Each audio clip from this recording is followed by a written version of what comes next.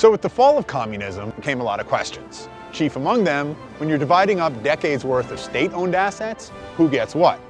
The short answer is a very lucky few.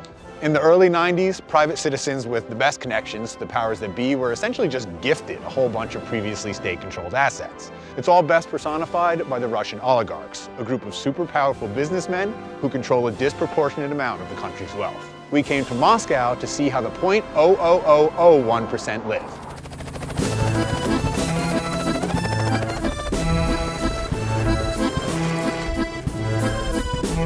We're about to go meet Sergey, who we've heard really enjoys a life of real opulence. We've been flying over all this land and you're like, okay, so when do we get to Sergey's place? And they're like, this is Sergey's place. This entire fucking place is Sergey's. He owns pretty much the entire north of Russia. Sergey Vermenko is an oligarch thought to have had connections to both the Russian mob and the Putin government, who made his fortune through coal, metals, and later banking. His 26-year-old wife, Sophia, joined us for lunch. Приветствую вас здесь с радостью. Вы сейчас поймете, что жизнь бывает не только на североамериканском континенте, но и в России тоже люди живут, и живут, в общем-то, неплохо. Thank you so much for your hospitality. Cheers. Мы встретились на спектакле. I saw like 6 bodyguards behind him. After we hang out and had coffee and chatted, he stood up and there was like 6 bodyguards. Everyone just Oh my popped up God. behind him. That Who must is have been this guy? Well, that, Six, что ты придумаешь? В то время у тебя было 2 автоматчика, 2... Время тяжелое было. Она миссис Уорд 2006. really? Wow. 2006. I didn't know. That changes the dynamic of the table. I've never sat at a table with a Mrs. World before. Yep. That's amazing. In 2006.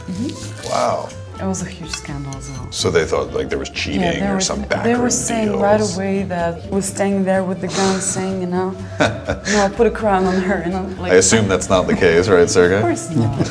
He was surprised as I am that I won. Right. But just because he's a powerful guy, people would just assume that. Exactly. And the corruption word that gets thrown around all the time. And that's a very Western perception of Russia, right? Is that business and finance is very closely tied to, you know, corruption and that. How do you kind of stay on top of that? Это сложно. У нас тут, как сказал Путин, коррупция это наше, это все. Ну это везде так, но у нас надо особенно.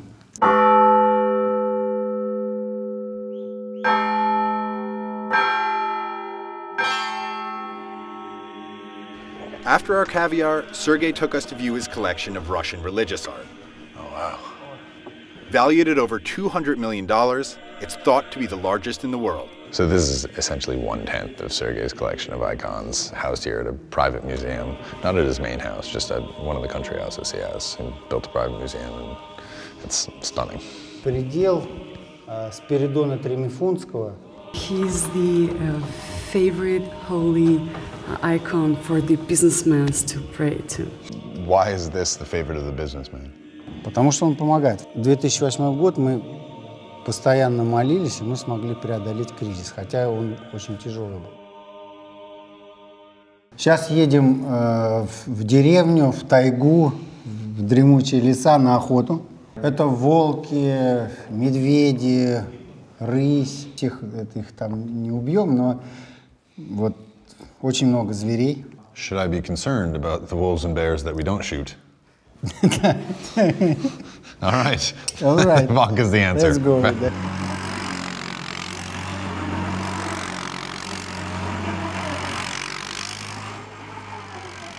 So in Sergey's downtime, he's an avid hunter.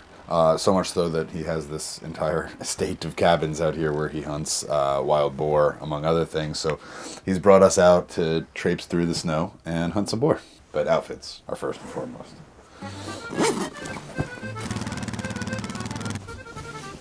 And by hunting, Sergey meant we'd be stationed in a heating hunting blind, while his bodyguards scattered bags of corn into a lit area that we'd fire into with a sniper rifle.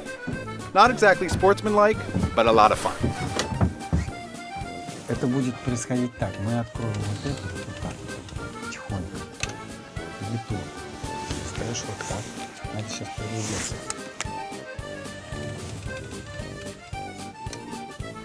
Кабана? Лайтбор.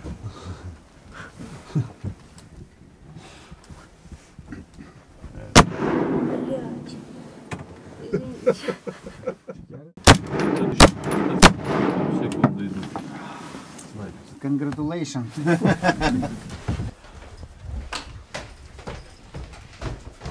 Это стриптиз. We've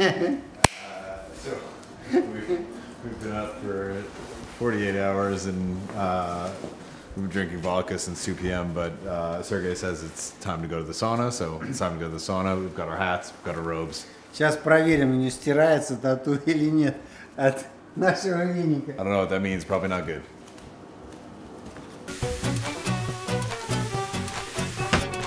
Не бойся.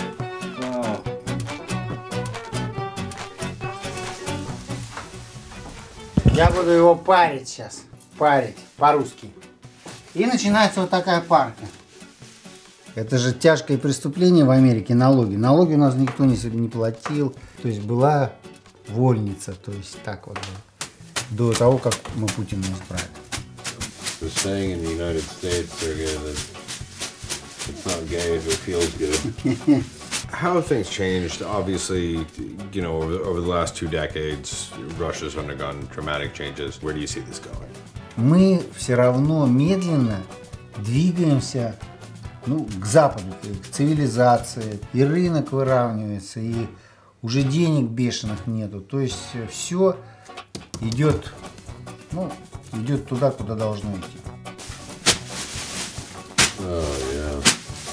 У нас говорят, в тот день, когда паришься, никогда не старишься. Так что сегодняшний день, Райан, ты можешь зачеркнуть назад.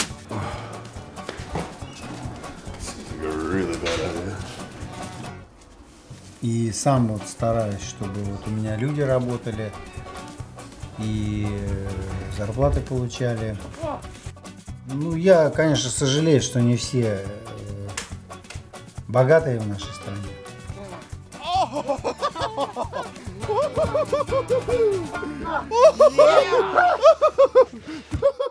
Давай, Райан.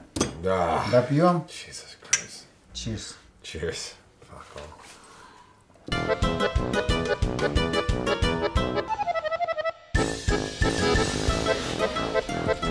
all.